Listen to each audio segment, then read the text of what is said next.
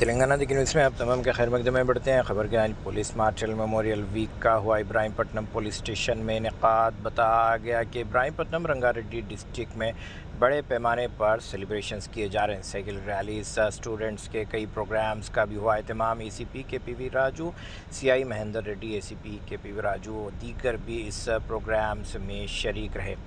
बताया गया कि इससे rating, photography, blood donation camps व दीगर तकारीब का भी अहतमाम हुआ।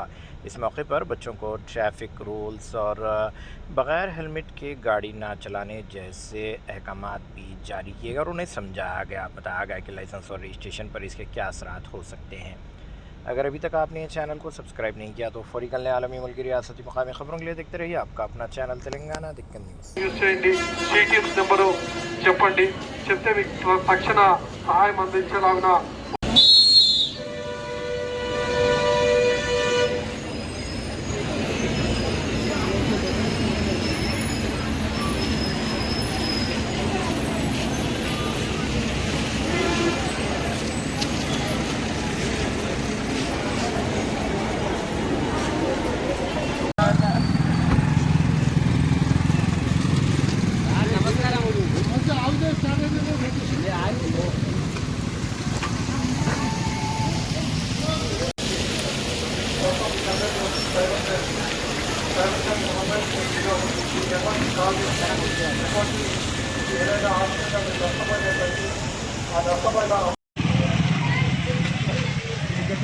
ऐसे सर బాగా వస్తాడు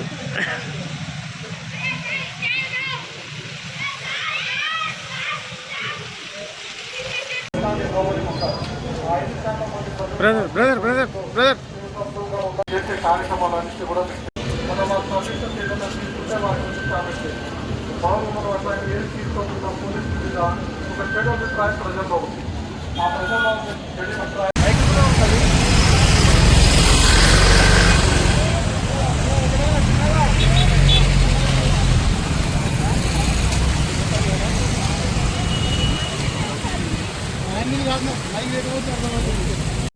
ప్రతి కార్యాలయం కూడా ప్రతి వాడుకుంటుంది. మేము అవేర్నెస్ తీసుకొని వస్తున్నాం.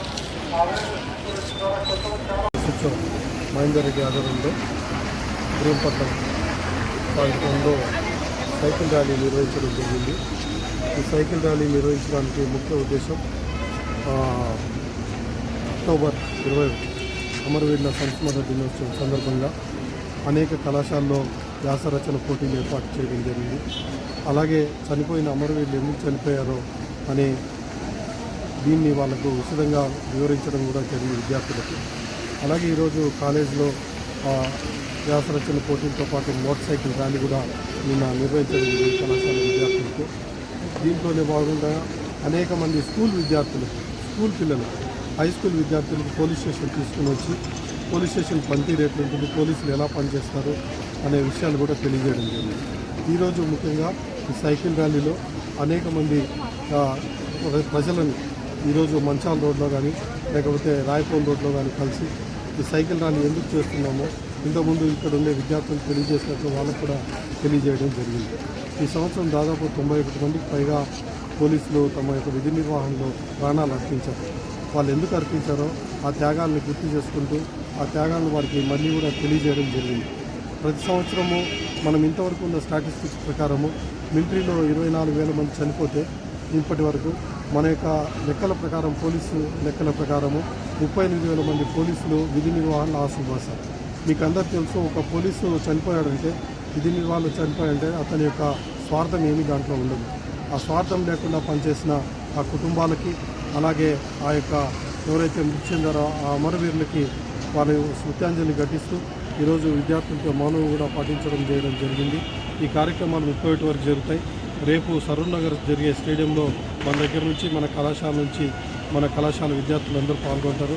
అలాగే రేపు తర్వాత ఎల్లుండి జరిగే రక్తదాన శిబిరం, ఇబ్రహీంపట్నం ఎస్ఎస్ ఆధారంలో జరిగే రక్తదాన శిబిరంలో కూడా అందరినీ, యువకులని, తర్వాత యువజన సంఘాలని అందరినీ కూడా ఇన్వైట్ చేస్తున్నాం. అందరూ కూడా దాంట్లో పాల్గొని బ్లడ్ డొనేషన్ చేయాలని ఈ సందర్భంగా కోరుతున్నాం.